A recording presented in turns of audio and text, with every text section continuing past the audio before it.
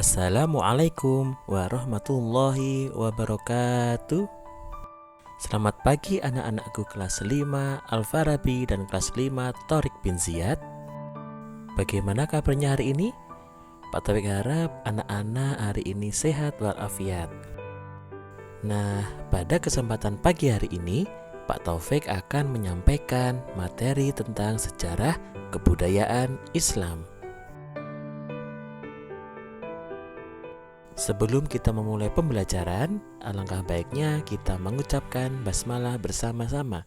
Bismillahirrahmanirrahim. Pada pertemuan pertama ini, Pak Taufik akan menyampaikan bab pertama, yaitu keperwiraan Nabi Muhammad SAW dalam mempertahankan Madinah. Yang akan kita bahas pada pagi hari ini ada dua pokok bahasan. Yang pertama, keperwiraan Nabi Muhammad di Lembah Badar. Kemudian yang kedua, penyebab pertempuran di Lembah Badar. Mari kita mulai pembahasannya satu persatu. Yang pertama, keperwiraan Nabi Muhammad SAW di Lembah Badar. Allah Subhanahu wa Ta'ala mengutus Nabi Muhammad sebagai nabi dan rasul terakhir di bumi. Allah Subhanahu wa Ta'ala memberikan perintah kepada Nabi Muhammad untuk menyebarkan agama Islam dan mengajarkan akhlak-akhlak yang mulia kepada seluruh manusia. Pada masa itu, Nabi Muhammad harus menghadapi kaum kafir Quraisy yang memegang teguh ajaran mereka. Kaum kafir Quraisy adalah kaum yang menyembah berhala dan percaya dengan kekuatan roh leluhur.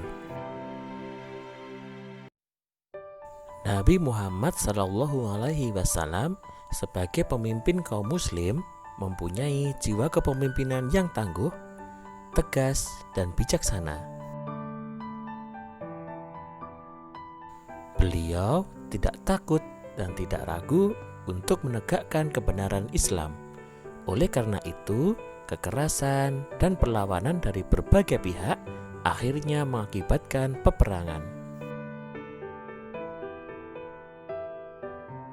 Beberapa perang yang dipimpin oleh Rasulullah SAW antara lain Perang Badar, Perang Uhud, dan Perang Khandak. Pada suatu hari, ketika kaum muslimin hijrah ke Madinah, kaum Quraisyin masih memusuhi kaum muslimin. Mereka menyiapkan 1000-an pasukan untuk menyerang kaum muslim di Madinah. Pada saat itu, ada 300-an kaum muslimin yang berangkat untuk menghadang kaum kafir Quraisy. Pada tanggal 17 Ramadan, tahun kedua Hijriah, kaum muslimin berhadapan dengan pasukan kaum Quraisyin di Lembah Badar yang letaknya di antara Mekah dan Madinah. Pertempuran di Lembah Badar ini dikenal dengan nama Perang Badar.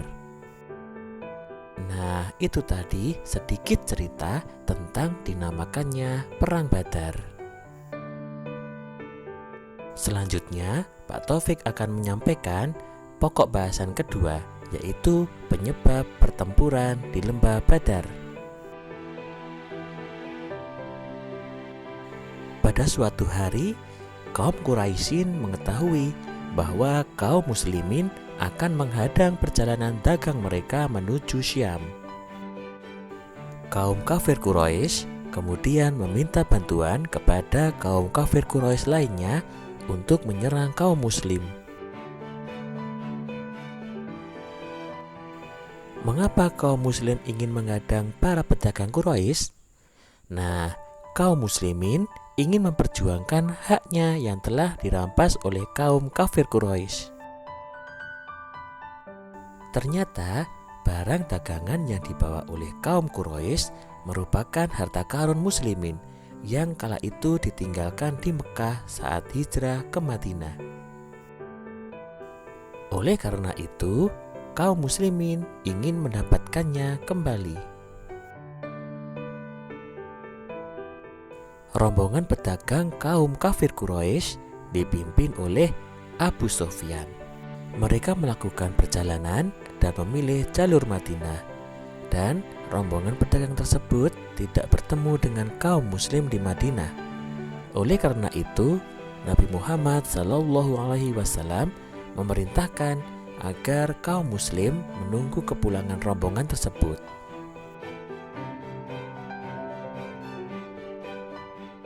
Abu Sufyan yang mengetahui bahwa kaum muslimin akan menghadang rombongan dagangnya segera mengirimkan utusan untuk meminta bantuan.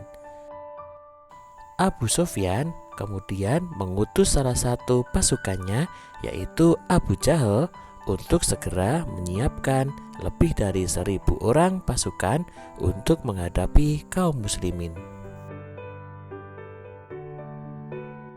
Pertempuran tersebut terjadi dengan jumlah pasukan yang tidak seimbang. Dalam pertempuran tersebut, Nabi Muhammad SAW tidak menyertakan semua kaum muslim.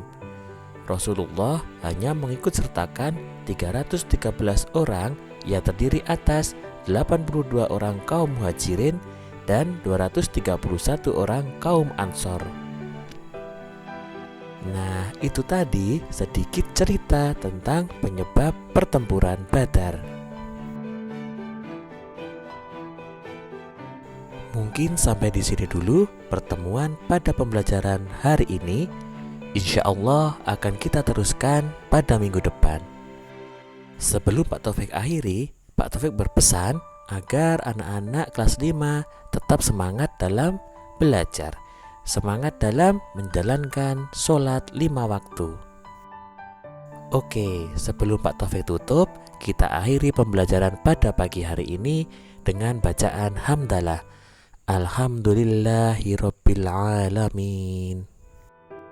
Pak Taufik akhiri. Wassalamualaikum warahmatullahi wabarakatuh.